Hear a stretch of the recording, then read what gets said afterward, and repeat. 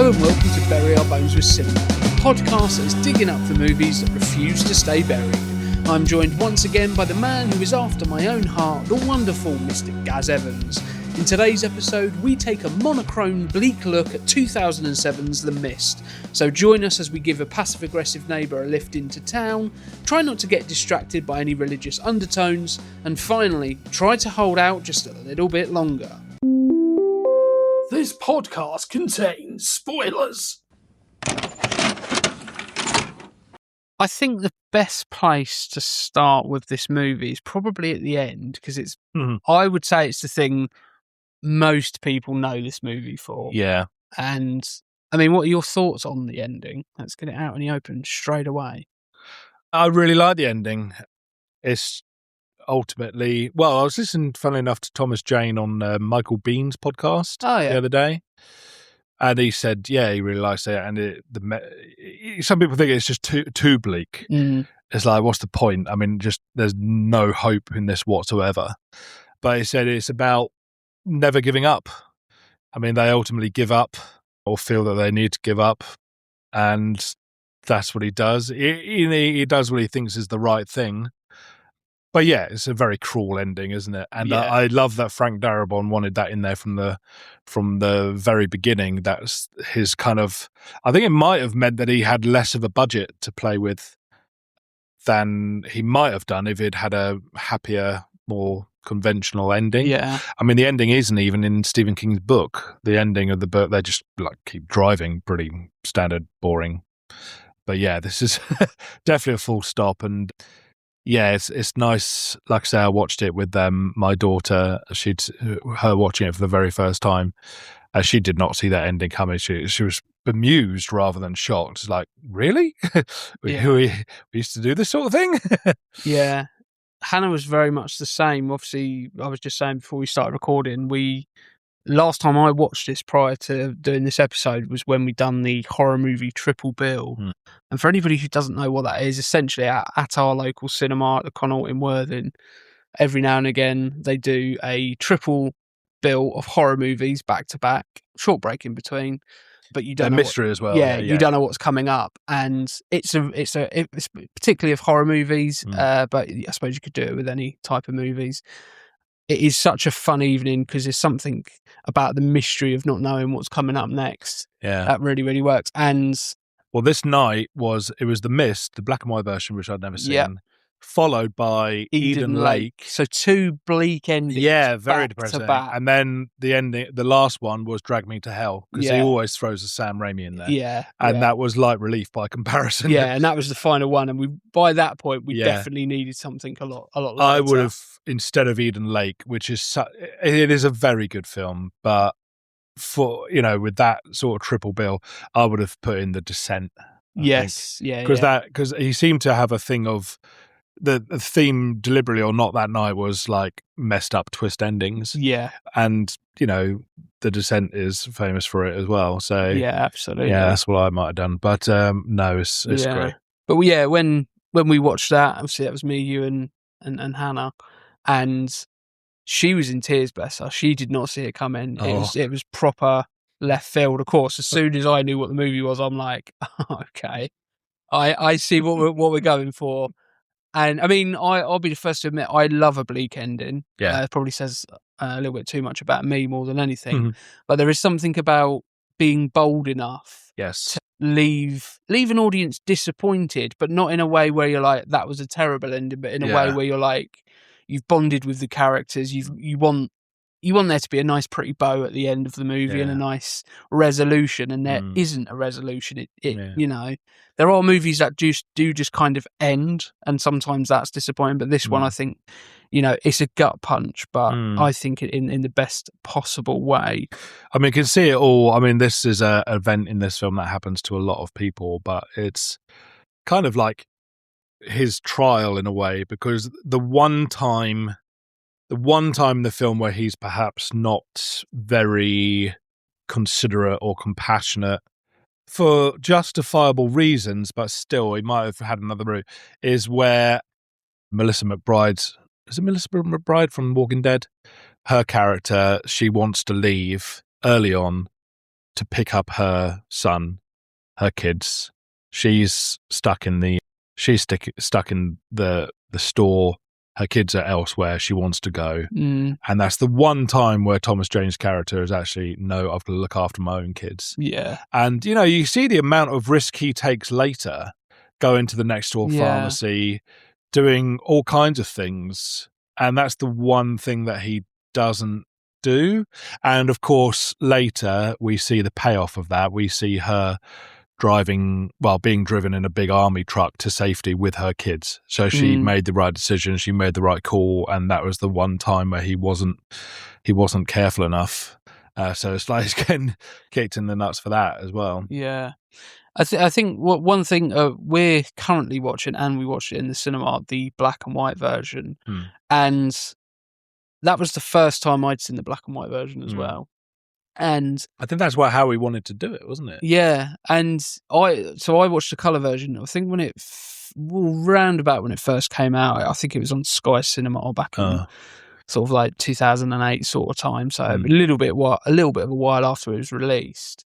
And it's crazy because I thought it was an all right film, but if it didn't have that bleak ending, I wouldn't have. I wouldn't say it was something I would return to time and time again. And I think it sounds ridiculous because all that's changing is colour or lack thereof. But the black and white version is, for me, an entirely different movie. Yeah. It's incredible. It's so fascinating how just simply draining the colour out of the screen just changes the movie entirely. I think one thing it does do is it hides the flaws in the CGI. Yes, I agree. That's where there's a bit of compromise. I remember I saw this in the cinema with my mum when it first came out. And I remember the first kind of attack in the kind of garage loading dock area with the tentacle. It looked pretty ropey. I mean, it was gory and effective, but it looked pretty ropey. In black and white, it doesn't have that effect. It holds up so much better. And the black and I mean, I really, really liked it from the first time I saw it because it was bold and everything, but it does the classic thing of, any horror movie, a lot of horror movies, vampire movies, zombie movies especially, will be in one location. And the debate is, how do we get out of here? And there's always the convention of, people siding with each other, with one side or the other, and all these debates. And ultimately, horror films, when they're done like this, especially zombie films or whatever, the ultimate message is that we are the monsters. Yeah. We tear each other apart before the monsters even get to us. And it's the same with this. And I think this has got more and more and more relevant, this film. I feel like there's something in the air about this film being talked about a bit more. Yeah. It comes up every time there's some listicle about, twist endings and stuff like that. And, Stephen King is having, another resurgence. So every time, something comes up, there's always an article here and there and everywhere about, Stephen King's films and which ones are the best. I think this one has worked its way towards the top. It's up there with, what people discuss in terms of, The Shining and The Shawshank Redemption. Yeah, I don't think it was I don't remember it being particularly well received when it first came out. Yeah, it wasn't. I mean, I wouldn't say it was badly received, but it certainly wasn't revered as like it is now. Certainly in the last couple of years, I would say. Well, what happened, I think, was Frank Darabont was on a bit of a roll. Yeah. And he was making nothing but Stephen King adaptations. So he did Shawshank, of course. That wasn't a success. No, that was a flop at the box office. But that picked up and became a favourite soon enough on TV and on video, of course, and is now still number one on like the kind of the public's list of the best film ever. Yeah. And then he made The Green Mile. That was a bit more immediately successful, although it's not quite as good as Shawshank. Then I think he made The Majestic. About Jim Carrey with amnesia, restoring this old theatre. I haven't actually seen it, but I think that was that. I haven't either. And then he came back to Stephen King with this. I think that's the chronology. I could be wrong. Maybe The Majestic was after this. But yeah, it's so bleak. it didn't have a big star like Green Mile or with Tom even Hanks or Green Mile or anything like that. And I don't think people quite knew what to make of it because, yes, there are, of course, monsters in this film, but, they're barely seen. And there's a couple of gory moments, but the horror of this comes when they start tearing each other apart. And I think that is the most chilling thing about this film and the best thing about this film, how quickly people will and that's why I think it's got more and more relevant because, you look online now and it's not enough to disagree with someone. You have to destroy them now. You have to deplatform them and cancel them and make sure that they never work again. And, the big thing in America, I think, is, whether you spend your Thanksgiving with family and that sort of stuff because of their political beliefs. And it's gotten ridiculous. And this is just a little encapsulate. I mean, this is long before the prevalence of social media, this film, of course, but it's got the same sort of feeling. Nobody sitting down and listening to each other. No compromise. No agreeing to disagree. No disagreeing well. Yeah. And this certainly is not by no means the first film to tackle that, subject matter. As you say, it's a tried and tested trope of single location horror movies, really. But what I think makes this movie stand out is at no point does it really present either argument as being the right argument. It doesn't seem to take a moral stance, really, other than we probably connect a little bit more with Thomas Jane's character because we've seen a bit more of his story and a bit more of him. Yeah. But it doesn't present it as being this side is bad, this side is good. It just presents two opposing things and says, make of that what you will. Yeah, and this is what happens and this is what's going to happen. Yeah, and he is our protagonist. And I think compared to some of the people on the other side, we cling to him a bit more because we'd like to think that, we would do the same as him in his situation, be as reasonable as possible while also looking out for his son. But but sometimes other people don't share those ideas. No, absolutely not. So I think the horror in this is actually quite effective. It's satisfyingly gory. It really is. There's enough kind of horror stuff in here. But I think if you maybe thinking people were wanting something a bit more fun, I don't know if you call this a fun film. I think the situation is great and intriguing. And so it does sort of feel like prior to watching the movie, not that I can really remember what my thoughts of going into it, but I can see a situation where you would look at this and go, oh, that looks like it'll be a fun sort of almost, I suppose, not spoof, but comedy sort of horror in the vein of like an Edgar Wright or something. It appears like it would be presented like that. Obviously, as time has gone on, everybody kind of understands and knows what they're getting with The Mist now. Yeah. So I think, if anybody's probably going into this movie thinking that they are going to be horrifically disappointed because there are no laughs. Well, I mean, I think there's one laugh in here, maybe two. I think the one I pick out at the start is where Thomas Jane is sort of trying not to smirk at the fact that his slightly passive-aggressive, annoying neighbour, prized possession and his car has been crushed by the tree. And then there's another one where I think at one point they're volunteering to go outside to go and I think get some medical supplies, and the character is also the William Sadler's character Jim.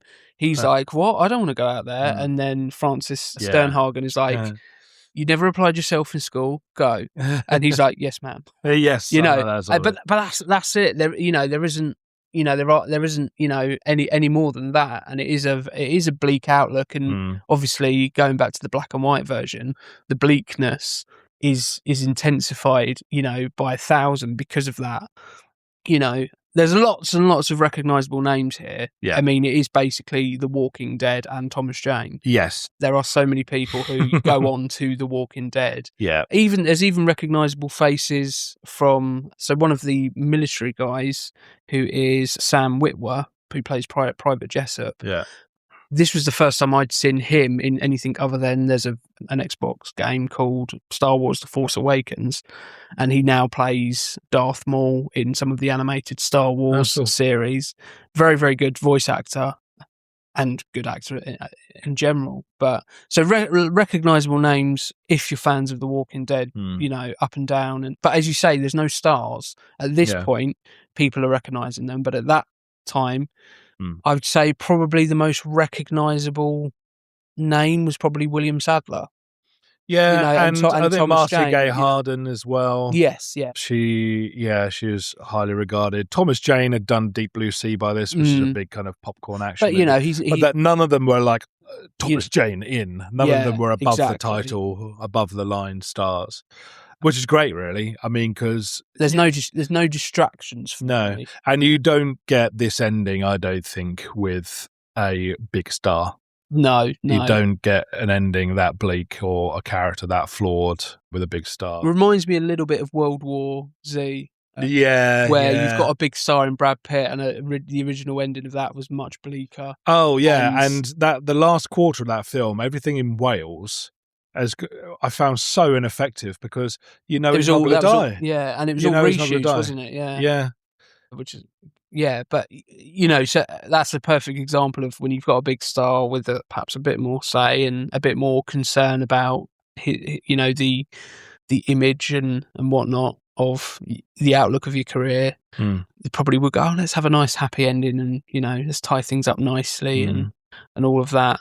But yeah, it's when we watched it in the cinema, it was such a spectacle as well. Yeah. Such a spectacle. Obviously, it being on a massive screen in black and white was just made the whole. I certainly found there was this sort of really sort of strong sense of foreboding, and it might be because I'd already seen it and know what's coming. But I think Hannah got the same sort of thing of like there was this sort of this eeriness and like this there is this tone and this feeling that actually something's not right. It's not going to end great. It's still, and it still came as a shock to her when that gut punch at the end. And again, I think if Frank Darabont was, he was very well known by now as the director of The Green Mile and The Shawshank Redemption. So you'll probably, and again, there's a couple of, William Sadler and a few others who are in either of those, or either of those movies. And I think, you're just expecting something a bit more because those are, lighter, there's horrendous stuff in The Shawshank Redemption and The Green Mile, but they are hopeful, upbeat films. Yeah, there's a real heart to them where you kind of there are those moments where it's a real journey that you go on with those two movies, Green Mile and Shawshank. There are, as you say, there are those really horrific moments, but they're compensated for by having real human connection and real. A real journey, and here it's almost like the exact opposite of that. Yes, it's like he wanted to tear it all down with the wrecking ball, like Guy Pearce. There is no redeeming feature of humanity really in this. Well, there are bits and bobs that's kind of tried to shine through. Yeah, but the overall feeling is that. But they're ultimately ostracised, aren't they? Yeah. That they are made to. This is why they always wanted to escape, but the reason is because reason isn't being listened to. God, Marcia Gay Harden in this is so you want to throttle her, but she's so. I think that's the standout performance of the film. Like, it's great. That role and that character could very easily go to the point where it's just annoying, and not because it's being played in such a grounded, realistic way where you could see that happening. There's just enough of her as well. I mean, I think, and that's why I think when she's killed, it actually feels it's the one kind of punch the air moment because it's like, there's such a release. It's a hopeful moment. Yeah, I think it's horrendous to say, but she is so intractable. The worst kind of religious fervor you can imagine, and just everyone gets swept up in it, and it's It's horrific. That's more chilling than any monsters in the mist. It really is. Yeah. And I think that's the thing. It's almost, because I remember one of the things I remember when I watched the colour version was how disappointed I was when it got to the point where you started to see a bit more of these creatures. It was a bit more of like is that it? Yeah. And I think obviously what I was saying earlier, a little bit of that is down to, the not so great CGI. But I think it's because by that point, everything you've seen really up to that has been far more horrifying and far more horrific than, a creepy giant bug. Not that I'm saying it wouldn't be scary if that came in the room right now, I'd be straight out the door in the opposite direction. But it's, it feeds back into that point that, that these types of movies tend to make, is that the real horror isn't the thing you're running away from. It's the thing you're running towards. Yeah. The thing that you should be finding comfort with and be, standing in solidarity with with fellow, fellow man or fellow humans. But it's the thing that's pulling everything apart, and it's the thing that it will ultimately be a lot of people's demise. And I just can't get away from how much of a different movie it is in black and white. Yeah. And I'm so glad I decided, because I picked this up in preparation for this episode because I didn't have it. And I was going to pick it up just on Blu-ray, but I couldn't find a black and white Blu-ray version that was... so what's this you got then? This is the 4K. It's a 4-disc collector's edition, which has the two Blu-ray versions and the two 4K versions, so colour and black and white. And I think it wasn't too much more expensive than the Blu-ray if you wanted the black and white version. For some reason, it was like out of stock everywhere. I'm so glad I did, because I think it would be. I think I'd be having a completely different conversation about it, rewatching it in colour, especially after seeing it in black and white, where I just remember the colour version being a little bit pants. Like, sounds like such a rubbish word to use to describe a film, but it was just a bit sort of like, yeah. And as I say, if it hadn't have been for that ending, I was watching it with my mum and dad anyway, and my dad has this phrase where if he's not enjoying a film, he will just say it's one of them fucking weird ones, and that's just his phrase. Loosely translated, I don't like this movie. And it was very clear that he wasn't enjoying this, but it's not really his sort of movie anyway. It's more my mum and my sort of movie. And I think my mum wasn't that keen on it, and I was just like, I was getting to a point in my life where I was watching films with my mum and dad was like, I just want to go and watch the films I want to watch rather than what they want to watch. So I just remember it being a bit rubbish. And then, I remember when we watched it in the cinema, there was an element of going, oh, I know this. Yeah. Okay, well, at least we got that ending and see what Hannah's reaction is. But there was an element of going, okay, right, here we go. And then immediately, I think the most stunning shot of this entire movie in black and white is that opening sequence. Yes, that opening sequence is absolutely stunning. It is. And it's lovely seeing Drew Struzman's kind of poster there of the Dark Tower. Yeah, and there's a Thing poster as well in the background. A little nod to John Carpenter. Yes, and just everything about that opening just really sort of sets you. And I think literally by the point the tree came through the window, I was, this is going to be good. Like almost like that's all I needed to see to be convinced this was a good movie. Because up to that point I was thinking, okay. And I think it was because it was the first one out of the three. I was like, you want to start strong. And I would say 30 seconds, I was like, okay. But I was convinced very early on. So obviously we spoke about that, the ending. I don't think you could talk about this movie without doing so. And you mentioned that the budget, I think, was lower because of that. And I could be wrong, but I get the sense it's probably, in Hollywood, I mean, if you have an ending which isn't bleak, that can push the budget up because it's going to be more crowd pleasing. Yeah. It had an $18 million budget. Okay. So for 2007, we're just sort of getting into that time where movies are starting to get bigger budgets in the mainstream and outside of the mainstream. budgets are getting lower. So I think this is kind of just in that sort of that period. So I think if it had had a slightly more uplifting ending, I think you could probably say it would have been a $30 million movie. Exactly. Yeah. I mean, it could have commanded that, but I don't know. I get the sense. I mean, well, hey, it's never going to be that expensive. It's one location, a smattering of CGI. But yeah, I mean, Darabont by that point might have been able to have commanded that sort of thing. See, that looks so much better in black and white. I think. Does. And the way that mist seems to lurk when the garage door is pulled open a bit, how it doesn't spill in is so clever. Yeah, it really sort of reminds me a lot of the original Silent Hill games on the PlayStation. I mean, a little bit of trivia for you. The reason why in the original Silent Hill games, have you ever played the Silent Hill games or know of them? No, I'm not gamer. Sorry. Well, essentially, you go to a place called Silent Hill, which is filled with this thick fog. The reason for that is because the capacity of the PlayStation at the time meant that they could only essentially 3D generate the world so far in the distance, and if they hadn't have had the fog, it would have looked a lot worse. So the fog was a way of hiding that. It gives me that sort of real vibes of that particular game, and I think because of the fact it's called The Mist and there is a lot of mist, there is a lot you can do with hiding a lot of shit. So I think it's on the face of it, it's it's called The Mist. You've got to have mist, but actually, it actually saves you a lot of money. I think in one respect.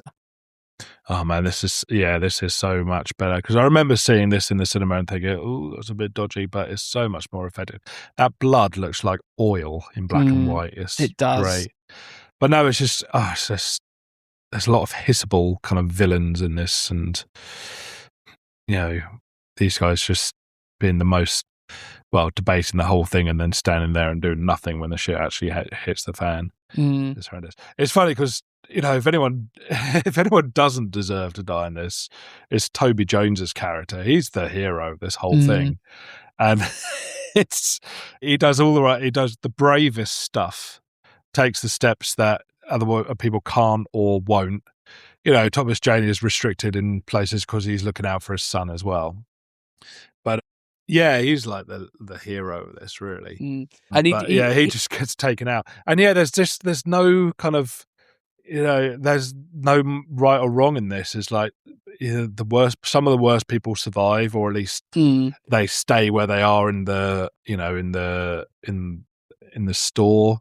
The best people get shot in the head, and the person who's just trying to do what he can do for his son is left kind of cursed for life. Basically, there's no kind of. I think ultimately it's like it's almost like the luck of the draw, but also look at what we're capable of doing to each other. That's the message of this film, and that's maybe why post 9/11, when this film was released, I mean, maybe people didn't want to think about that sort of thing. Yeah, totally different time. If this releases 97, 10 years before, maybe it's received or more revered. But I think it is getting to that point where it is becoming revered. Yeah, I think so. I really think so. I think that people, I think people appreciate what this film does. It really is an outlier, and it's just, like I say, it's got this great tone. And I love that it's Frank Darabont as well. I mean, I was just, when he started to get big, I was always like looking around and thinking, do people realize that this is the guy who wrote The Blob and, Nightmare on Elm Street 3, The Dream Warriors, arguably the best Nightmare on Elm Street film. I love that he came from this sort of horror. Yeah. And this is why this is such a good film, because that's where people forget that's where he started. Yeah. It's like that thing where, when actors, have a bad movie, they go and do a bit of theatre, get back to their roots. It's almost not that he needed to, but it is that thing of going, returning to the thing that made you, not quite a household name, but certainly put you on the map, and he's such a master of it. And that, what you were saying earlier about there is no rhyme or reason to why people are not necessarily rewarded, but why people survive and others don't.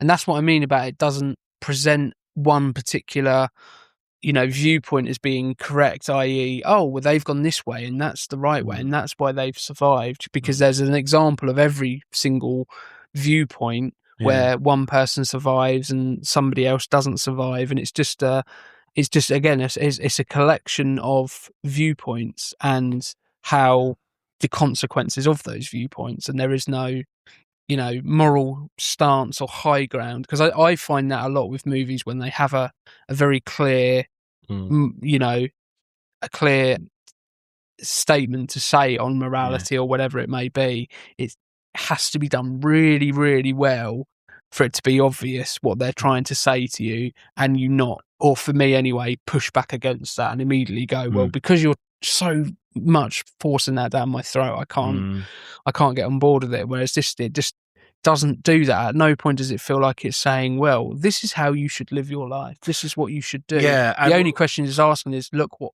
we're capable of. Yeah, and what's good about this is within there's the stuff with the fallen tree, him and his neighbour, but basically in the first 5 minutes we're in the store and we don't ever get back out again. Yeah, and that all the key players are already there. Yeah, and so it's there's no big drum roll when I can't remember the name of the religious fanatic. We'll remember the name of Marcia Gay Harden's character, Mrs. Carmody. Mrs. Carmody. So Carmody. It's not like Mrs. Beagle in Gremlins, but she gets introduced. It's not like, here she comes. Yeah, she's there, and it's like, these are your friends, these are your neighbours, this is your community. And it doesn't matter if there's kids' lives at stake. It doesn't matter if there's, we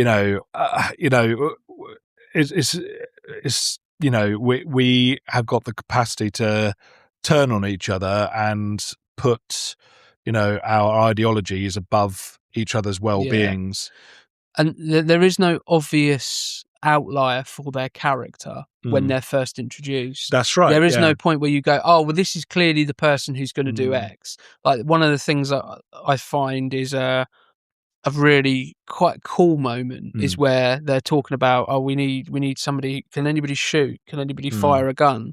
And the person you would probably least expect to say yes, I can, is Toby Jones's character. And it's almost like I can. It's almost I know what I'm doing. That sort of, it's not quite bragging, but it's that point of going, that's his little moment. And that's when you start to realise, there is more to these characters than what it appears on the surface. Scratch a little bit deeper, and this is what people are about. When you first see William Sadler's character, you don't think he's going to be the one who's a bit of a coward. You think, actually, he might be the one who's a bit, slightly right wing, a bit racist, perhaps, and a bit, but there's nothing where you go, actually, I know exactly where this character is going. I know exactly what this character will end up doing, for the most part, other than perhaps Thomas Jane's character, because he's the protagonist. You kind of expect certain things, but certainly by the time we get to the end, you don't necessarily expect what ends up happening. And it is I said earlier, it's a recognisable cast, but it's a cast full of character actors. Yeah. There is no, as you say, big Hollywood star. There's a lot of character actors, and I always find character actors are far more interesting by their very nature. Yeah. Just going through the list, obviously we've mentioned a few names, but we've got Thomas Jane as David Drayton, we've got Marcia Gay Harden as Mrs. Commody, we've got Laurie Holden as Amanda Dunphy, you have Andre Brewer as Brent Norton, Toby Jones as Ollie Weeks, William Sadler as Jim, Jeffrey DeMunn as Dan Miller, Francis Sturhagen as Irene Repler, Nathan Gamble as Billy Drayton, Alexa Davalos as Sally, Chris Owen as Norm, Sam Witwer as Private Jessup, Robert C. Traveller as Bud Brown, David Jensen as Myron, Melissa McBride, Andy Starr, Buck Taylor, Brendan O'Dell, Jackson Hurst. So many recognisable faces, particularly now, maybe not so much at the time. Obviously, I'd say a handful of them went into The Walking Dead, which obviously was another Frank Darabont project. And ordinarily you would need a star in this with that many character actors, but probably it works because it doesn't have a star. Exactly. I think studio interference is something we talk about an awful lot on the podcast, and it's surprising they haven't go right. Who are you going to sell the movie on? Who's going to be the guy who sells the movie? There's nobody really there who I think had he done the Punisher at this point. I think he'd done the Punisher. 2004 was the Punisher, Thomas Jane. But again, that wasn't a big movie. Yeah. That was, again, not particularly received well. Deep Blue Sea. Yeah. I've also, watching this movie, really reminds me of how much he looks like Christopher Lambert. Yeah, he does. Like, if you were looking for if Highlander had a movie where there was a twin of Conor McLeod, let's get Thomas Jane in there because he's like the spit of Christopher Lambert. But yeah, on a budget of 19 million, which isn't, 18 million, isn't a massive budget, either by today's standards or even by 2007 standards. On its opening weekend, it was relatively successful, making just under 9 million back. Mm-hmm. Domestically, it made 25.5. Okay. So it was profitable. Yeah. Worldwide, just under 60 million. So again, profitable, maybe not to the extent that studios were looking for, but certainly it wasn't a flop in terms of I can't, again, success. with knowing what they knew they had, I can't imagine they were expecting much of a return. Yeah. And I remember the poster to this day. I mean, is the back of people's heads stood there. There's no kind of Thomas Jane list, whatever. So it would have been sold on Frank Darabont. It would have been sold on Stephen King, and there's always going to be a core audience of kind of horror fans kind of going out, and that's why it looks so much like a horror. And ostensibly, it is a horror, but there's just so much more going on. It's just gut churning. This film is gut churning, and not because it's scary or gory, but because it's a difficult watch. I wouldn't say it's one of those movies where have a bunch of mates round, and unless you're into that type of movie, it's not going to be have a bunch of mates round, grab some beers, and watch a great movie. It's not that kind of movie. It's really sort of like, you have to be in the mood to watch it. Yes. You have to be prepared for it. Yeah. And I think that's one of the reasons why Hannah was quite shaken by the end of it. Yeah. Possibly because she also realised I've got 2 other horror films to watch after this, and she's never great at staying awake during movies. I like this bit because in some horror films, there's always some people who just don't believe that what's going on is going on. Yes. And they will drag it out for ages. And like, all it takes is a peek round a corner and you'll see. And they get that out of the way pretty quickly here. And I find that. Yeah. And that's what's good about it. I mean, the other good thing about this is everyone knows what is actually going on. Yeah. Everyone can see the same objective truth and their response is different. And that's another thing that just really chimes today. That's one of my pet peeves with particularly with sort of like spiritual or ghost movies and things where you have supernatural type things where people have to be convinced that what is going on is what is going on. I've always said to Hannah, I said, look, if at any point I tell you that I'm being possessed by a ghost, can you just believe me?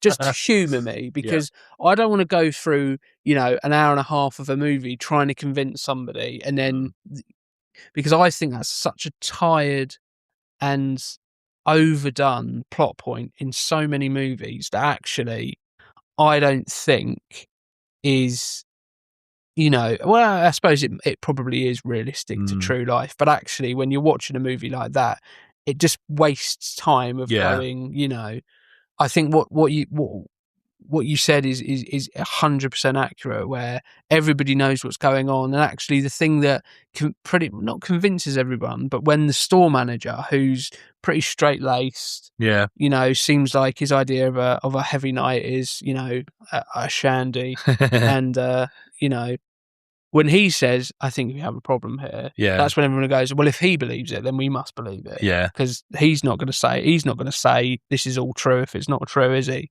He's got no imagination. So therefore this must be, the situation that we're in.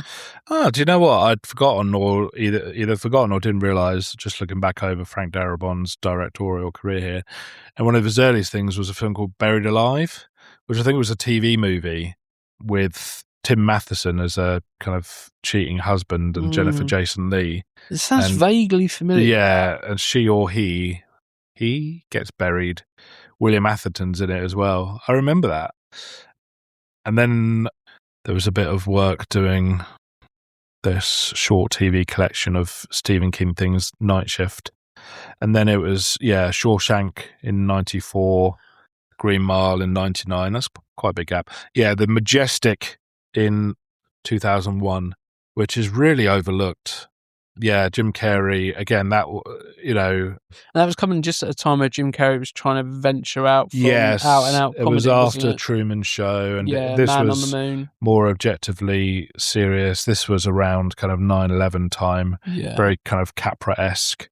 And I think it ends up being ultimately about the Hollywood blacklist. What's his name? The McCarthy trials. And then he did a couple of TV episode of The Shield. The Shield is amazing. Yeah, that is. It's annoying that that's not on streaming anywhere. I need to get the box set of that. And then there was The Mist, and then The Walking Dead, and of course, by the time you get to The Walking Dead, that pretty much takes up a good chunk. But he didn't stick around long, did he? I don't think he got. Well, I think he get some kind of.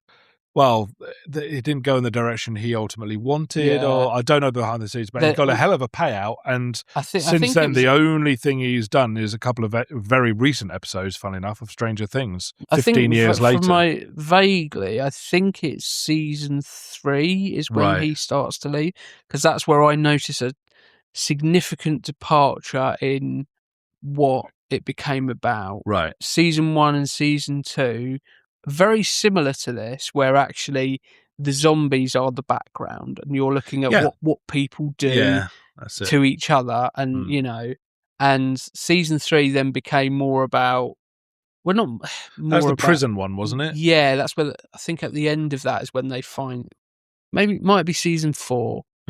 It all does kind of blur into one. Yeah. Admittedly, I do think the American season structure of when you have. I think the first season of The Walking Dead was 5-6 episodes. Then the second season was 10 episodes. By the third season, I think they were getting up to 18 to 20. So, and by that point, I think some of the best TV shows, even The X-Files, which I absolutely love, when you have 22 episodes a season, there are going to be those episodes that just aren't as good, And I think that's kind of inevitably what ended up happening with Walking Dead, and it's debatable when that started to happen. But it took up a big part of his career, and I do want to see Frank Darabont do some more movies, get some more movies out there, because I feel like it's almost like absence makes the heart grow fonder, where because he's not churning out a movie every couple of years, you're going. If there was a movie that was released now and it said Frank Darabont, they'd be like, that's going to be great. Yeah. Regardless of what it's about, it's one of those names. Whereas if it was I'm trying to think of a prolific director who just makes movies, a Michael Bay for something where it's just movie, you'd be like, might be all right. Who knows? Yeah. Because inevitably, the more you do, the more likely there is to be good stuff and bad stuff. But apparently he wanted to make this movie since the 80s. So, I always like those things that's a bit of a trend on TikTok where they go, if this movie was made in the 80s, this would be the cast. What would it look like in the 80s? What would it look like in the 90s? I think that'd be... Well, the only time in my life I've ever heard the word expiation is in this film. I'll be honest with you, I'm not even sure what it means. I think blood sacrifice, I think. So fun stuff. Yeah. It gets on my nerves so much. It just coils you up, this film. And it's just chilling. You're watching people, they are at their lowest ebb. And this is why there's none of this, are there really creatures out there? Sort of bollocks. Everyone's on the same page. And this is when, this is when you can be scooped up into believing about anything. And I don't mind about believing in anything so long as there's still capacity to understand other humans, you know? And that's what, you know, in this whole film is just a pressure cooker. They're all stuck. Well, if they really had thought about it, you know, they could have survived here for a long, long time. Yeah. They've got toilets, showers. Well, you know, they've got plenty of food. That's even a thing that they talk about when you know, whenever I always say, when you see, the first thing you see an actor in is what they become known for. For many people, the kid who gets killed at the beginning underneath the garage shutters is the Shermanator from American Pie. He'll never be anything else for me. So when he gets killed, that's even a plot point. It's like, why are we opening the shutters and getting getting gasoline for a generator that we don't even need? This stuff will keep. It's fine, you know. And to be fair, this situation, you know, nobody's thinking about this long term, really. You know, the closest thing that I think we can probably relate it to is when it was COVID. When that first lockdown happened, nobody was going, oh, we've got to think about the next 6 months. We're going, oh, it'll be fine. We'll be out by the end of the week. And then it inevitably dragged on and dragged on. Here, I don't think anybody's going, right, we need to plan for the next 6 months, or we need to plan for whatever. Everybody's going, well, we might be here till tomorrow, you know, but we'll be all right. It's that, you know, that kind of thing. But again, that's just another example of people not listening and allowing the emotional intensity of the situation to kind of get in the way of your reasoning. You know, and that's one of the things that every character at every point falls victim to. The intensity of the situation means that they're not able to be reasonable, you know, and to go and look at things logically. And obviously that's, you know, the very nature of human emotions. Who's it said that hell is other people? That's a great quote. I don't know. I've never heard that quote, but I love it. So, hell is other people. That is great. Accurate, you know, too. As someone who's not a massive people person, you know, I mean, this is going to go on a bit of a tangent, but I literally had like an absolute car crash of a day on Saturday. It was like, Jean-Paul Sartre. I don't know who that is. Who's Jean-Paul Sartre? French existentialist. So that's where I'm going wrong. I don't know enough French existentialists. He's a playwright as well. Yeah, hell is other people. I don't know if that, I might have to look in. Wow. But anyway.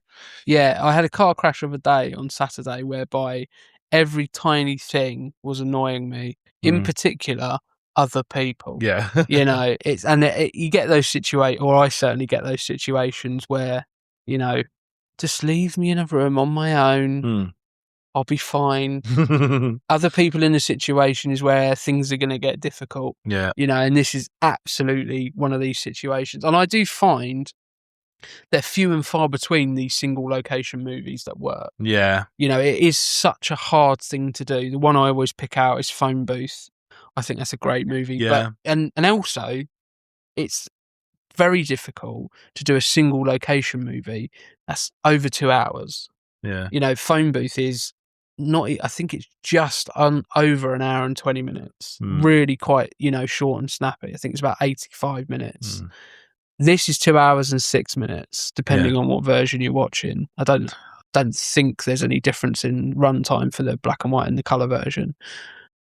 So to engage us for over 2 hours in one location, albeit a larger location, you know, it's not a phone booth, it's not a small tiny location, but it's one location. There isn't, you know, they do venture out at points, but it's, you know, for the, you know, it's the nucleus, isn't it? You know, it's. I quite like this scene where his neighbour's about to go out with a rope tied around, because actually the conversation preceding this is actually one of the more reasonable ones. They both get a little bit of what they want. He gets to go outside, but they also get to kind of, you know, he treats Mrs. I'm going to say it again wrong. Commodie with a little bit of respect, and said, look, all due respect, but, you know, this is what needs to happen. We need to seek rescue. And he's being perfectly reasonable. And one thing I find, again, a refreshing change is it's coming from a character who stereotypically in movies, big guy, biker, leather, you wouldn't expect to be the reasonable one. You would expect the kind, sweet lady to be the reasonable one, but they flip that and actually, the big dude with the, the Harley Davidson outside and all the tattoos is the one going, I appreciate your beliefs, but with all due respect, whereas she's saying you take that up with the devil, That's funny. Chat that over at your leisure, and I think that's such a refreshing thing where it uses the fact that you naturally make snap judgments about people's backgrounds based on all number of things, and you expect the big biker dude to be the unreasonable one, and he's not. And also this scene where they're they are going out into the mist is really tense. It's not going to end well. And just seeing that tiny rope disappear into that thick misty fog is absolute.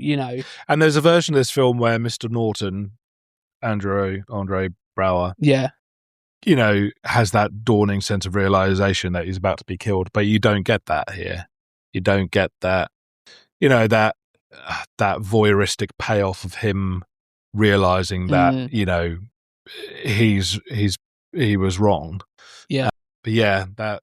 Yeah, which again, you usually get, don't you? Yeah, you do. You get that you get error of their ways. Yeah. He's good at his heart type thing. And not that it's saying he's not good at his heart. And that's one of the ways we get pleasure out of kind of horror films, is seeing people that we know are wrong, getting their comeuppance, and, screw them.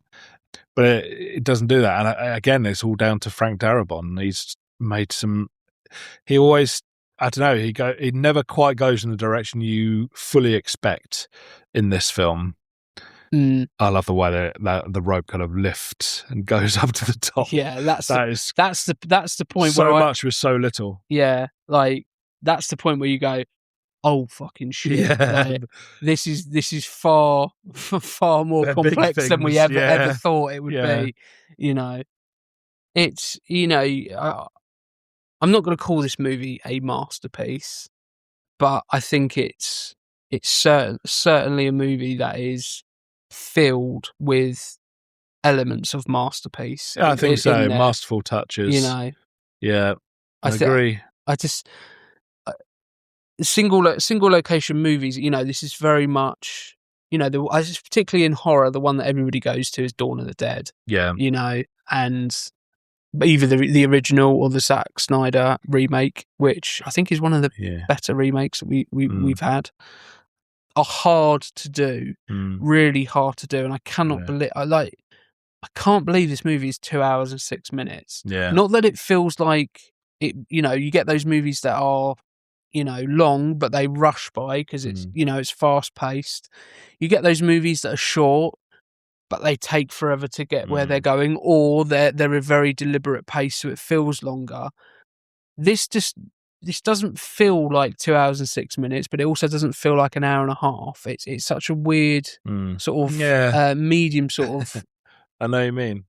Whereby it feels like an hour and 45 movie. Hour and 45, right in between. That's when I was slightly shocked. Well, not surprised when I asked earlier, how long is it again? 2 hours, 6 minutes? Yeah. I sworn it was a 105 minute film. And I think one of the things that we haven't spoken about that, adds particularly to the ending, but there's points in between, the score is chilling. Yeah. Is so chilling, and it's very. Who did it? Let's have a look. I did have it here. Where are we?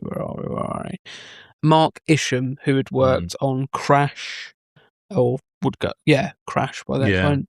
I don't know if that's the Cronenberg Crash or the other Crash. The Haggis one was around this time, wasn't it? It was the 2004. Was it famously won over Brokeback Mountain? Didn't it?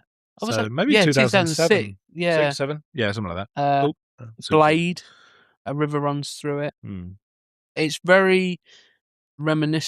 of there's a scene in Layer Cake towards the end of the movie where Michael Gambon says, "Welcome to the Layer Cake, son." Yeah. And it has that, I think it's a really well-known track, but it's like almost operatic singing over, and then it goes into a dance beat.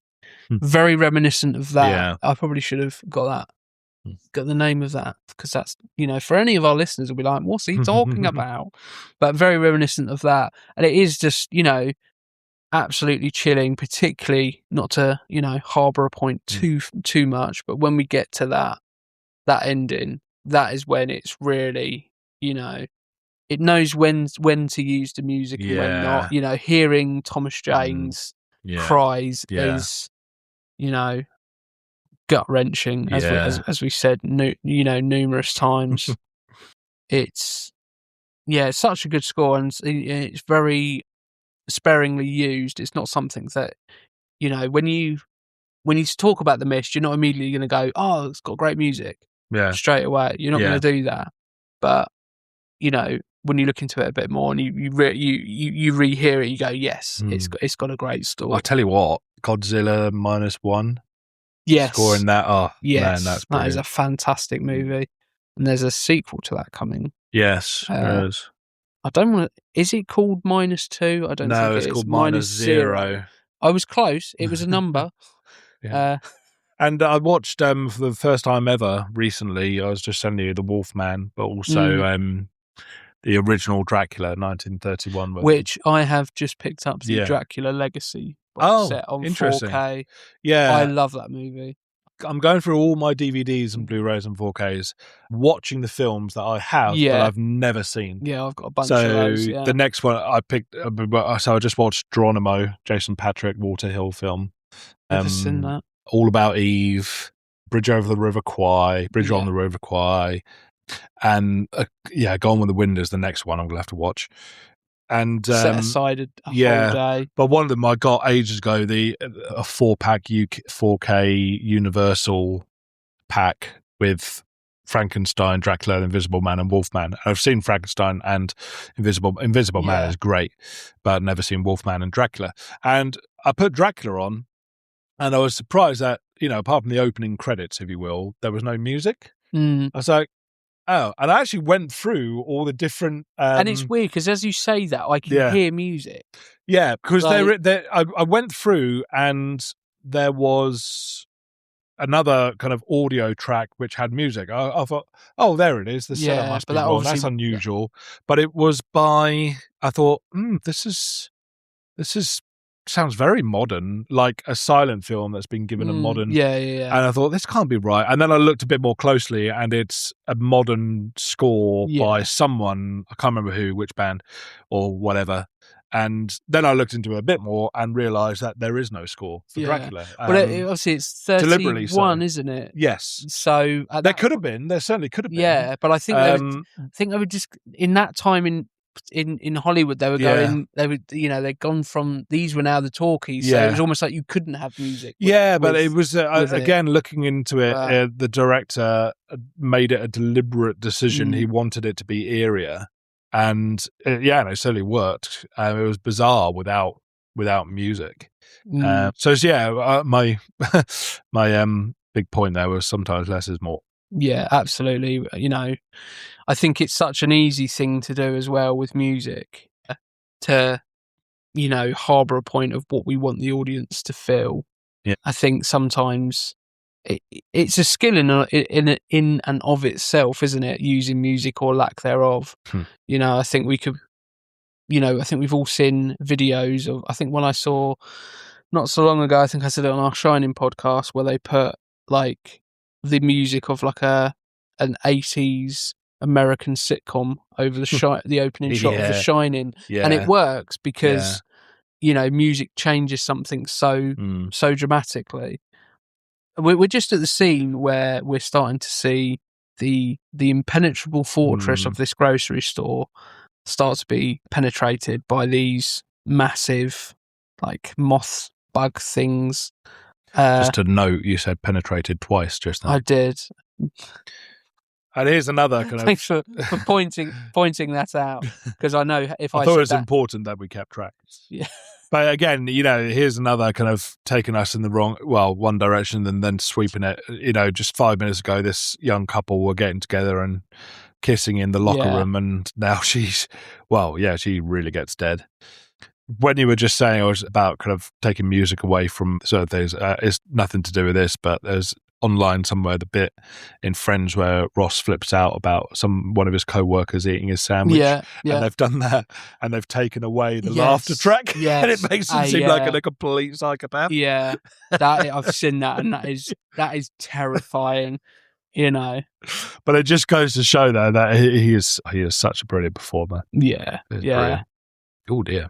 Yeah, and this is where it's sort of like, this is where I would say is the real turning point in the movie, where shit starts to hit the fan. Yeah. Like, all of a sudden, there's not that there was much hope in this, but now we're starting to get to the point where we're like, oh shit, this might not end up the way people want it to. Yeah, best laid plans, and when people are running around, they're gonna slip on things and they're gonna kick over buckets of petrol, and And again, not to keep going back to the black and white, but the fire in this does look in black better, and white. Look, and it does have that, and in 4K as well. Yeah, it does have that sort of Dracula-esque vibe to it. Yeah, where it just looks something about it is so stunning. The other addition, I think, as far as I'm aware, is there's a bit more of a kind of explanation about where this has all come from. Because I think in the book it's hinted at but not explicitly said. And I was just going to talk about whether it is effective or not. But you've got the military there, these 3 soldiers. Yes, that and point, isn't one there? or two of them at least are locals as well. So everyone in this store has basically known them since they were kids, and the explanation is that up on the hill, the military base, is pretty standard stuff. They've been messing around with portals and alternative universes and stuff like that, and through the portal have come these creatures, and that's fine, standard stuff. So I just wondered whether you thought it was, because it all gets, I wonder if it feels a little bit clunky because it all comes out. I think the more I think about it, I think they've just about got the balance right, because that stuff can be a bit cheesy and a bit like, who cares where they came from, sort of thing. If there isn't an explanation, you can give it all kinds of subtext and metaphor. But what happens is it all basically comes back, because you see the military guys whispering here and there, and is it Billy? No, not Billy. Who's the main military guy? The main military guy is Private Jessup. Yeah, so they realise that he must know where it's come from, and it's his fault because he's the closest version to the military and the people who are responsible that they have. And then, of course, they expiate him. They sacrifice him in what I think is ultimately the most horrific part of this entire film. Yeah, I think it's more horrific than the ending, to be honest. Yeah, it's just that human nature of it's just a change. I mean, here's someone you've known for so long and is clearly, hasn't got a clue what he's saying. He's saying, I've heard rumours, And I just wondered if the balance of what could sometimes be quite clunky exposition about the origins of these monsters, right in the midst of the most intense, one of the most intense sequences where ultimately he is killed, if you found it works or not. Maybe I've realised there's actually quite a way to go before we get there. Yeah, I find it is a bit clunky. It feels a little bit ham-fisted. Almost like, they've shot it, they've sent it to the studio, and the studio have gone, why are they here? We need to know why they're here. Yeah. Feels a little bit like that. I'm not saying that is the case. Yeah, it feels like that, but then I realise this is there basically as just an excuse for them to sacrifice someone.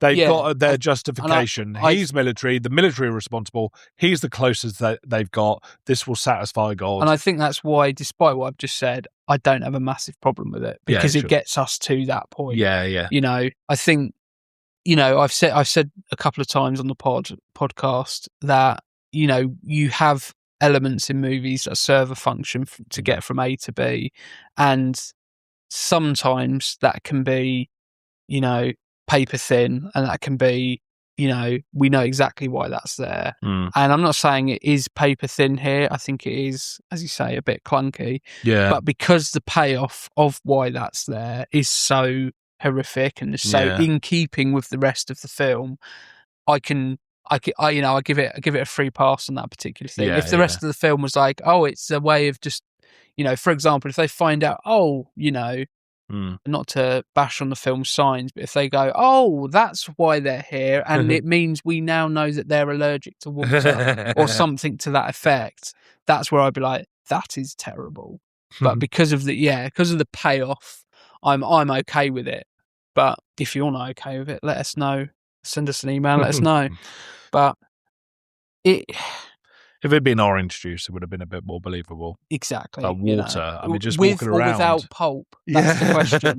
You know, there's a massive tangent. There's Daniel Sloss joke, who basically says that, you know, he hates people who like orange juice with pulp. I'm not making any judgments on people who like orange juice with pulp, but he says the reason why is because if you've gone out, you know, the night before, and you've got a bit of a hangover, and you stay over at a friend's house, and they say, would you like an orange juice in the morning? You go, oh, that'd be perfect. That'd quench my thirst. Lovely. At that point, do they specify if it's with or without pulp? No, they don't. They just give it to you. Yeah.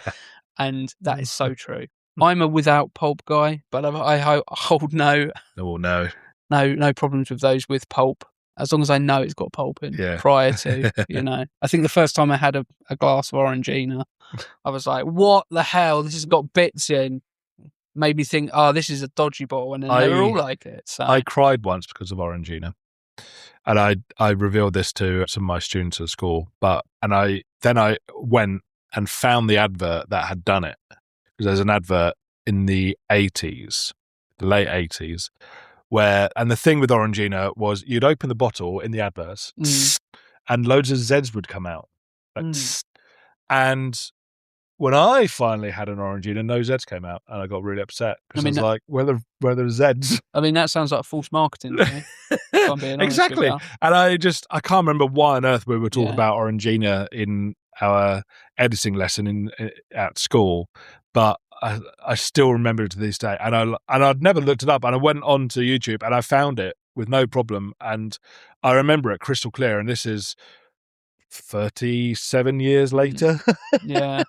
It still hits hard, man. It still hits hard. I still get annoyed at things. I mean, this has gone on a massive tangent. I still get annoyed. I was walking, again, on my car crash of a day the other day. One of the many things that annoyed me is there was a lady in front of me who was wearing a T-shirt, which I presume was for a pub or a bar, and it said, come along to our happy hour every day, 5 till 7. And in my head, I'm going, well, it's not happy hour then, is it? Like, that's 2 hours of happiness. And again, nobody has a problem with that. If anything, you're going, wow, 2 hours where you get, you know, half price drinks or whatever it may be. A happy brace. Because it says happy hour and it doesn't pluralize it, it really annoyed me. So, happy brace of hours. Yeah. So that has gone on a massive tangent from this movie. See, most people would see that and think, oh, it's not just an hour, I get an extra hour. Oh, okay. Exactly. Who cares about, you know, the semantics? It was literally more discount. It was the sum of my day where everything was annoying me. Literally.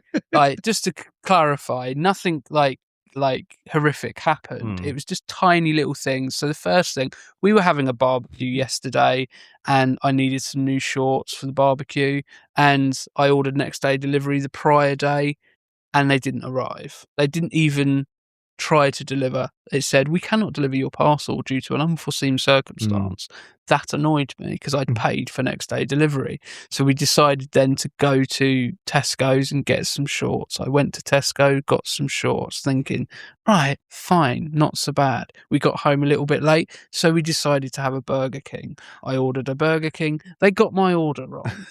So that was item number 2. I sat down to eat what order they gave me. I opened up the bottle of Sprite that I had ordered and it sprayed everywhere. And by this point, Hannah is trying desperately not to laugh.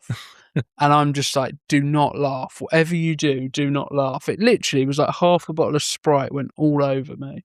To the point where, you know, when you open it and it starts to spray and you go, oh, quick. Yeah. By this point, I'd given up. Yeah. So I just opened it and just went, it was like a fountain of zesty Sprite. It sounds like the beginning of Michael Douglas's day in Falling Down. Yeah, I mean, if right down to the altercation in the burger. If another thing joint. had happened, it would, you know, it would have been close. I'd have gone. But you were serving breakfast 3 minutes ago. Oh, that is such a good movie. Yeah, such a good movie. Well, that's out on Arrow soon, isn't it? It is. It's out July. It comes out. Yeah, yeah. So. Anyway, enough about my my chaotic day and back to the movie.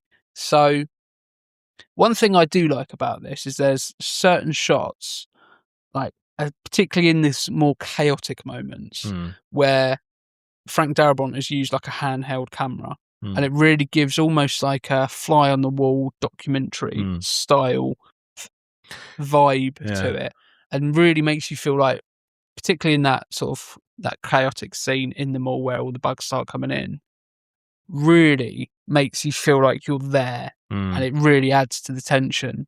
And again, it's just something we hadn't mentioned that I wanted to mention, but I think that brings us on relatively nicely to further watching. So what are some things, if you like this movie? Well, funny enough, just looking this scene here where our protagonists are you know, relatively sane, reasonable characters are talking about how unreasonable everyone else is being and debating about humanity and how when you put people in the dark, they dream up ways of killing each other and that sort of stuff. It reminds me, funnily enough, of the conversation that the Joker and Batman have in The Dark Knight, which is just a year after this. Yeah. You know, you when the chips are down, these civilized people, they will eat each other. Yeah. And that's what it comes down to with the two ferries, you know. So it's interesting that around the same time, these debates about what people will do to each other when you take away the things that make them comfortable, and when people start deciding who's more worthy of surviving and who isn't. Yeah, so it was just, funnily enough, coincidentally, just seeing that little scene, them talking about each other. And what Toby Jones says there, he says, yeah, you more than two people in a room together, we start dreaming up ways of killing each other. Why do you think they invented politics and religion? Which is just a perfect little snapshot of this film. Yeah. Yeah, I mean, the original Night of the Living Dead, actually, you know, 1968 or whatever it was, or even earlier. They're going to get you, Barbara. 68. 69, I think. No, I think it was... Let's have a look. It's definitely 68 or 69. I think it was the year that Martin Luther King was killed. So, yeah, I should know that. Well, it was certainly after 1968. 68, yeah. And yeah, which is an interesting one because it's interesting because, you know, we got a similar situation. We got a handful of survivors in a small shack, a house surrounded by zombies. And what's interesting is that apart from the ending where, you know, Ben, the main character, the black character, is shot, you know, it's ambiguous as to why, but he's shot and thrown onto the pile just like while he's still alive, while he's still human. And of course, that being the time, and then the scenes of his body being dragged and mutilated with hooks, it was all tied in, intentionally or not, with civil rights and the horrific black and white images that were coming out of the South at the time. So that's, you know, if Dawn of the Dead is about consumerism, then no, and Day of the Dead is about the military complex. Night of the Living Dead is about racism. But what's interesting about that film is that up until the very last minute, the debate inside the house is nothing to do with race. It's about the whole film was basically, is it safer to stay up here, or is it in the living room and the kitchen, or is it safer to get into the cellar, which has no escape, but we can bolt the door, which is really heavy duty door. Yeah. That's basically all it's about.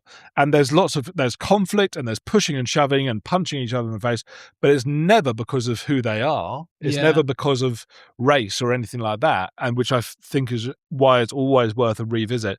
It just comes down to who's the most obnoxious, basically. And, the obnoxious, boisterous family man, the white guy who's determined to stay down in the cellar. He has his conflict with Ben, who's determined to stay up in the main part of the house where at least there's a possibility of escaping. But their conflict is never because he's black or he's white, which I find really, really fascinating and, kind of colourblind. Especially in 1968, where that would have been a perfectly acceptable, avenue and route to take. So I find that is like the kind of the ground zero text for these sorts of survival thrillers, no matter what the baddies are, And again, it doesn't really matter in this. It doesn't matter at all that they are big, creepy creatures. It could be anything. What it's about is the characters. So Night of the Living Dead. Yeah, some of Frank Darabont's early work that may have passed people by. Nightmare on Elm Street 3, which is, there's good reason why the original Nightmare on Elm Street is considered the best, but Dream Warriors. Dream Warriors is the second best, if not. Could be. It's certainly a challenger for the title. Yeah, isn't it? And the same team, writer Frank Darabont, director Chuck Russell, went on to do The Blob, or maybe it was the other way around, I can't remember.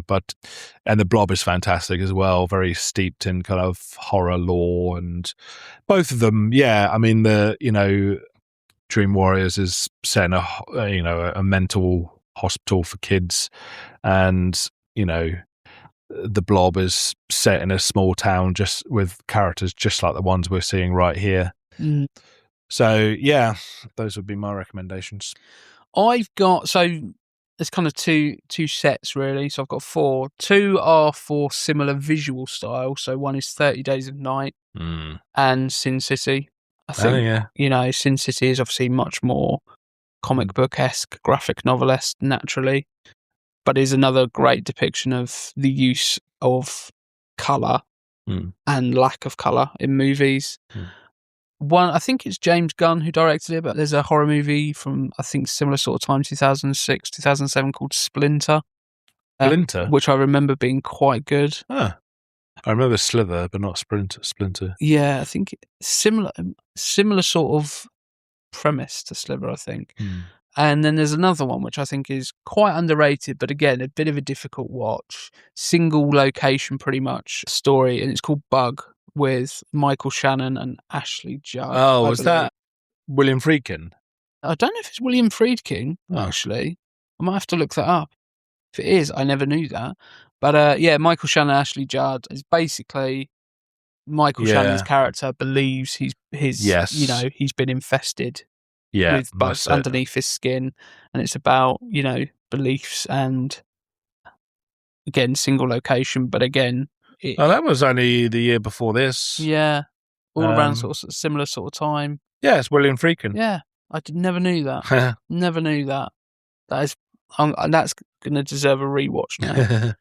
I remember that being, pretty good for a movie that's in one single location and has a very basic premise, but does wonders with it. So if you like this movie, go and check those out. So that's been another episode. We hope you've enjoyed listening to us rattle on.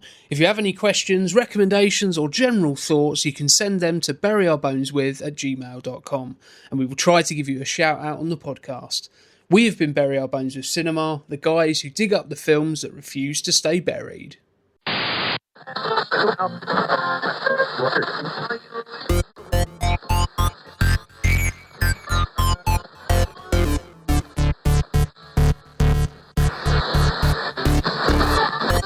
it will be a one-button job. Boom, boom, boom, boom, boom, boom, boom. I have a terrible tendency to just scroll about and if you're talking, when we're doing it, I still find it slightly distracting. It's a bit weird, but I think it's a bit weird, but I suppose... maybe if you listen to it back, see if it sounds... I was like, I'm going to have to stop it. You listen to it back, Good job I observed that well, wasn't it?